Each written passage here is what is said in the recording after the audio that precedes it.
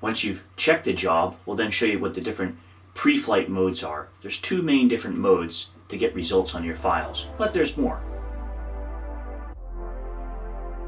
For instance, the next feature, the pre-flight reporting. There's a full pre-flight reporting feature in FlightCheck. You can even customize it. A lot of times you notice in the interface you can leave comments and things like that, which can then show up on the pre-flight report. In addition to the full pre-flight information, you can actually have comments on what you would like other people to do with this file, or that image in that file, or that font in that file, etc.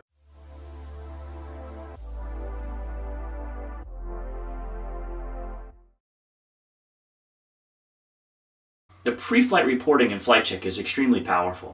Now, what's beautiful about FlightCheck, under the preferences and under report, there's a host of other preferences, you can actually customize your report to be for your company or for your business, whatever it might be. So you can add in all different information, even custom CSS type of information, but just the basics like, where's your a logo, information, and this will all then allow us to, when we run a report, and there's more information you can set up here to help you be more productive.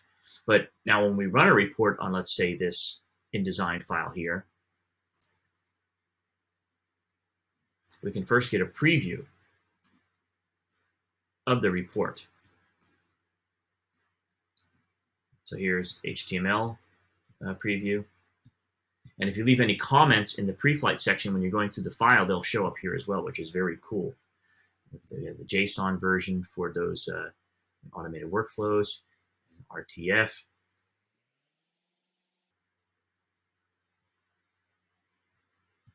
So now when I hit report, and you can further hit customize to take you back to where we just were, we can actually export reports, which are very handy for, well, archiving, putting with the job package if you have those. Some people still print these out and put with the job bag.